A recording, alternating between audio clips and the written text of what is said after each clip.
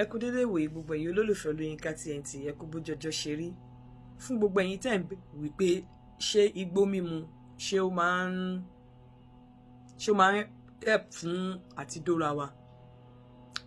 Igbó mímu, yes, ó máa ń help activeness, but ó tún gbọ́dọ̀ jẹ́ kó pọ̀ jù, nítorí tó bá pọ̀ jù ó máa ń reduce ó máa ń jẹ́ kí ọkùnrin ní low sperm count, then ó máa ń reduce volume of semen, ó máa ń ba motility sperm, ó máa ń bàjẹ́. Má gbàgbé pé anything tó bá inhale or exhale, you're using your lungs. So, and when you keep doing that all the time, ó máa ní effect lórí lungs ẹ. Then fún ìyẹn igbó, so téèyàn bá máa mú, you are not going to base your activeness on igbo. Yes, ó máa ń jẹ́ kéèyàn wà hyper, but you're not going to base your activeness, because if you base your activeness or your sexual activeness on igbo, at the end of the day, tó bá ṣọ́ra, you end up having ED. For cigar is a no, because cigar there's something called nicotine in cigarette. Nicotine tó máa ń cause blood vessel láti contract, so ó máa ń decrease the blood flow to the body. Then ó kò kí ń jẹ́ kí blood kó carry enough oxygen tó máa lè circulate ní sí inú ara. So cigar is a no fún gbogbo àwọn tí wọ́n sọ wípé bóyá ẹni tó bá ti jẹ́ ẹni tó jẹ́ chain smoke àbí tó mu cigar tààrà, tí ò bá ṣọ́ra ó máa end up, because nígbà tí kò bá sí oxygen nínú blood, tí blood ò lè flow dáadáa, kò ní circulate lọ síbi okó débi pé okó máa le. So then má gbàgbé pé tó bá inhale to the exhale, you are using your lungs, so ó máa ní side effects, negative side effects in your lungs, and at the end of the day, tó bá ń dóbò lọ́wọ́, o ò ní stamina láti dóbò, nítorí ṣe ló èèyàn máa mí bí olókè ilẹ̀. So cigar ò kì í ṣe nǹkan tó yẹ kí èèyàn gbọ́kànlé pé bóyá kó máa mu, pé bóyá tó bá fẹ́ dóbò dáadáa, òun láti kò ń jẹ́ kí ọkùnrin náà, kò ń jẹ́ kí erection ọkùnrin, kò ń jẹ́ kí okó ọkùnrin, kò ń jẹ́ kó le dáadáa, nítorí nígbà tó ti jẹ́ wípé ó máa prevent ẹ̀jẹ̀. Ẹ má gbàgbé pé mo sọ fún yín pé ó máa ń prevent ẹ̀jẹ̀ láti circulate dáadáa lára. So from that ẹ̀jẹ̀ ò lè circulate lọ sí inú okó débi wípé ó máa le dáadáa. So ọkùnrin, okó tí ò bá dẹ̀ le, ṣe ló máa dàbí ìgbà téèyàn mú àgbàdo tí wọ́n ń tà nínú ìlú yìí. Kẹ́ mọ̀ pé àgbàdo tó ń tà nínú ìlú wa yìí, tá bá ti sè báyìí láàrin 5 minutes ó máa ń ṣe fùkẹ̀fùkẹ̀ ni, and kò ní tiẹ̀ ní gbádùn ẹ̀, ó kàn máa dùn mẹ̀rẹ̀mẹ̀rẹ̀ ni. So tó okó ò bá ti le dáadáa, ó máa yọ̀ bọ́lẹ̀ nínú òbò ni, èèyàn ò ní gbádùn ẹ̀. So ẹni tó bá mu sìgá tààrà, there is problem tó jẹ́ wípé ó máa ní problem nípa àti máa dóbò, because okó ẹ̀ ní máa le. Okó ò ní máa le, kò sí blood tó fẹ́ circulate lọ sínú okó débi tó kó máa le, kò ní lè ní better circulation. So because lungs ẹ̀ kò ní capacity débi wípé ó máa lè ní, kò dẹ̀ ní stamina, torí lungs ẹ̀ ò ní capacity. Tó bá ti ń dóbò lẹ́ẹ̀kan bẹ́ẹ̀ a máa gbọ̀n bí a máa mí bí olókè ilẹ̀ ni, kò ní lè ṣe nǹkan kan. So but téèyàn bá quit cigarette, ó máa ní better circulation, ẹ̀jẹ̀ máa flow lọ síbi tó yẹ kẹ́jẹ̀ flow sí, there will be enough oxygen in the blood and all of that. Ìyẹn gbọ́ títà ó jókòó. Mo sọ̀rọ̀ nípa mímu ọmú àti lílo ìka. Ní ọ̀pọ̀lọpọ̀ ìgbà, pàápàá ọkọ téèyàn bá ti fẹ́ láàárọ̀ ọjọ́, tó jẹ́ pé ẹ̀jẹ̀ lo okó ẹ̀ ní láti ìgbà tí okó ẹ̀ fi le títí tó fi weak, nítorí ẹ̀ ló ṣe dàbí ni pé okó, ọwọ́ àti ẹnu èèyàn láti lè lò dáadáa, pàápàá fún ọkùnrin tí okó ẹ̀ bá ti ń padà lọ sílé níbi tó ti wá, fún ọkùnrin tó bá ti ń yọ ikùn, unusually tẹ́ pé ikùn yẹn ti ń jẹ́ kókó ẹ̀ sá wọlé, àbí ọkùnrin tí ò bá ní erection, àbí ọkùnrin tẹ́ pé alcohol, cigarette, igbó ó ti gba okó lọ́wọ́ ẹ̀. Ẹ láti lè mọ ọwọ́ yín lò dáadáa kó jẹ́ pé time tẹ́ bá máa dóbò time láti wet òbò pẹ̀lú àtọ̀ yín ni. But tí ọkùnrin bá mọ ọmú mu dáadáa tó bá fi ẹnu sí ọmú tó dẹ̀ ń finger obìnrin, ìwọ gan máa mọ̀, agbárí ló ti máa gbọ́. Ìwọ gan máa mọ̀ pé nǹkan báyìí. Àwọn ọkùnrin mi ò mọ ọmú mu, to be quite honest. Mo mọ̀ pé àwọn ọkùnrin mi ò mọ ọmú mu. Tó bá mọ ọmú báyìí bí ẹni mu àpáàdì ni. Tó bá mọ ọmú báyìí á dàbí ìgbà tí wọ́n mu condensed milk. Bẹ́ẹ̀ ọkùnrin tó bá mọ ọmú mu, ẹ rí pé wọ́n máa ẹ mọ̀ pé tí ọmọ bá ń fa ọmú ní àyà ìyá nígbà mi ó máa ń rin obìnrin. Ẹ máa feel bó ṣe ń fà nígbà míì. Ọmọ mi á mú ìrìnkè á fi ìrìnkè á fi mu ọmú ìyẹ́ ẹ̀ bó ṣe yẹ kó rí nìyẹn tọkùnrin bá mu ọmú. Ó yẹ kí obìnrin lè máa feel ẹ̀ pé òun mu ọmú. Fífeel yẹn èèyàn á máa ó níbi tó máa ń ṣiṣẹ́ lára. So tó bá mu ọmú tó dẹ̀ ń finger at the same time, tó ń mu ọmú tó ń finger at the same time, obìnrin lè má tètè feel pé okó ẹ̀ ò tiẹ̀ ṣiṣẹ́. Ṣebí kó ti dàtọ̀ ni kóbìnrin lè get zinc, kó lè wà kí serotonin ẹ̀ kó lè boost ẹ̀, kó lè get prolactin nínú àtọ̀ ẹ̀. You understand? Nínú bá ṣe dàtọ̀ síra yín kó lè kí àwọn hormones yẹn lè wà triggered, àwọn oxytocin, àwọn serotonin, àwọn progesterone, àwọn prolactin kó lè wà triggered. Lóbìnrin need pé kó wọ́n dàtọ̀ kẹjọ reach orgasm, kẹjọ dàtọ̀ sí ara yín.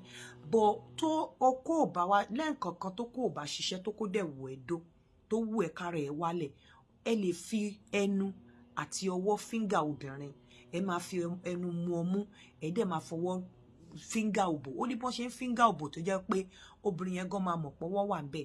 A dẹ̀ ń sọ̀rọ̀ lórí pé yíyẹ pátá fún obìnrin tó bá ń fi pé òbò ẹ̀ fẹ̀.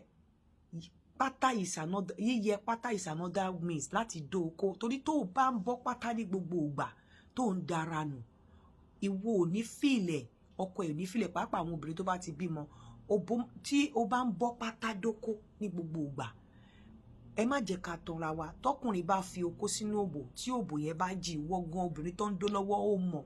Torí ìwọ gan ó máa dàbí òbò yẹn wà omi wà báyìí òbò yẹn wà láàrin. Ó máa dàbí pé omi wà báyìí okó wà láàrin agbami méjì. Bẹ́ẹ̀ ló ṣe máa ń rí fún òbò tó bá ti fẹ̀ dáadáa. So ìwọ ò ní fìlẹ̀ torí okó ò ní kọwọ́ ọ̀lẹ. Ọkùnrin tó ń dún ẹ náà ò ní fìlẹ̀. Ṣùgbọ́n ó ní àwọn clips tó fi ń mú pátá. Tó bá fẹ́ yẹ pátá sẹ́gbẹ̀ẹ́ kan, ó ní àwọn clips tó fi ń mú pátá yẹn pọ̀. Tó bá fẹ́ kí pátá kó bo orí okó. So tó bá yẹ pátá ní gbogbo ìgbà, obìnrin ò ní lè dára nù, kò ní lè ṣí gbogbo abẹ́ tán. So bí pátá tó ń yẹ yẹn tọkọ ra ń dóbò lẹ́gbẹ̀ẹ́, ẹ rí pé friction yẹn máa wà. Ẹ rí pé obìnrin ò ní yẹra tán. So gbogbo pátá tí wọ́n yẹ tí àdìdì kó wá fi clip mú pátá yẹn pọ̀, àwọn agbá òbò yẹn ṣùjọ. Pàápàá àwọn tó bá ní iṣu òbò, ó máa gbá òbò yẹn ṣùjọ sójú kan báyìí ni. Débi wípé bó ṣe gbá ṣùjọ sójú kan báyìí, wà á rí pé tí wọ́n bá ń do, wọ́n máa fi pé òbò yẹn tight ni. Ṣùgbọ́n torí pé wọ́n yẹ pátá dó ẹni. Then àwọn pátá tí wọ́n máa tó máa ń níwò lábẹ́ ẹ̀fù, tó máa ń níwò lábẹ́ olójú òbò gangan, tó bá gba ibi ìwò yẹn wọlé, tí wọ́n rọra mú ọwọ́ tó so pátá yẹn sókè báyìí, tó fà á sókè báyìí pé kó wà tighten fún ara okó. Kò ní kan okó o, ṣùgbọ́n abẹ́ níbi ojú abẹ́ tí space wà náà máa gbàdókó. So wọ́n wá fa pátá yẹn sókè báyìí níbi òkè láti jẹ́ kí pátá yẹn tight mọ́ ẹ ní ojú òbò, especially àwọn tó bá ní iṣu òbò. Iṣu òbò yẹn máa shoot síta abẹ́ ibi ojú òbò gangan. Ṣé mọ̀ pé space wà? Ṣé mọ̀ pé ibi ojú òbò gangan wà open? Iṣu òbò yẹn máa shoot síta láti bẹ̀. Tí ọkùnrin bá ń dóbò láti bẹ̀, ó máa ń feel tightness òbò.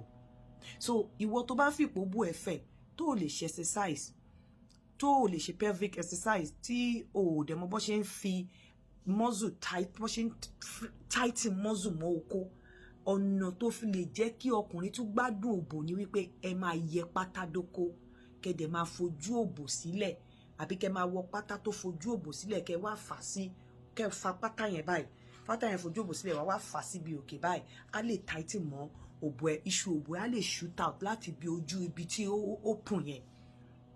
So ìyẹn fún ẹ̀yin tẹ́ ń béèrè pé ọ̀nà wo ni ọkọ yín lè gbádùn yín tó bò yín bá fẹ̀.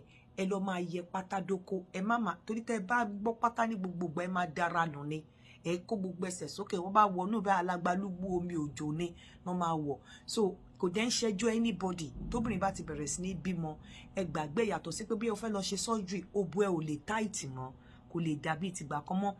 Tactics ni bí o fẹ́ máa flex mọ́, o fẹ́ máa tighten muscle, àbò máa yẹ pátá dóko, àbò máa lọ wá pátá tó fojú òbólẹ̀ tó máa ti ṣu òbò síta.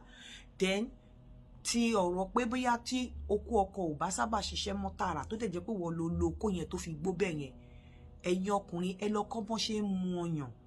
Ẹ rántí ìgbà tẹ́ mu ọyàn, ẹ mọ̀ pé ẹ lè rántí ìgbà tẹ́ mu ọyàn kékeré bọ̀. Ẹ wo bí ọmọ yín ṣe ń fa ọyàn lẹ́yà ìyàwó yín, bẹ́ẹ̀ lẹ ṣe lè fa ọyàn tí obìnrin máa fi ilẹ̀.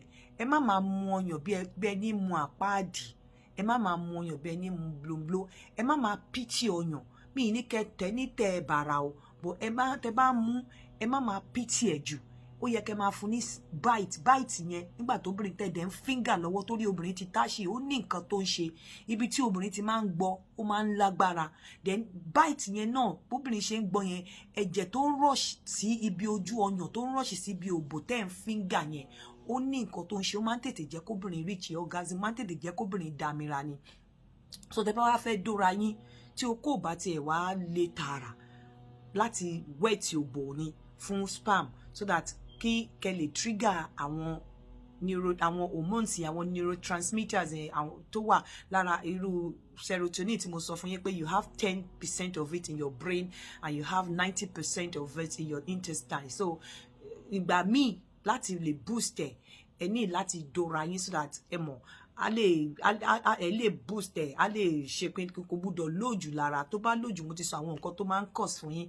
Ìgbà míì èèyàn máa sọ pé òun wà maniac, wọ́n máa ní èèyàn hallucinate, èèyàn ní mental problem, ẹ̀rẹ́ lómi máa wà suicidal, lóun fẹ́ lọ bẹ́ sínú omi. Serotonin ẹ̀ ló ń play up. So ẹ jọ̀ọ́ nítorí Ọlọ́run, gbogbo ẹ̀yin tẹ́ ẹ̀ mu sìgá, tẹ́fìpò máa ń jẹ́ kẹ́ wà high. Sìgá máa ń nicotine tó wà nínú ẹ̀, ó máa ń jẹ́ kí ó máa ń jẹ́ kí blood vessel kó contract ni. Tó bá dẹ̀ ti contract, ó máa ń decrease blood flow into the ó máa ń decrease blood flow around your body. Then kò kí ń jẹ́ kí blood lè carry oxygen well around the body. So your lungs too ó wà at risk, and kò ní jẹ́ kó ní stamina láti lè dóbò bàdà.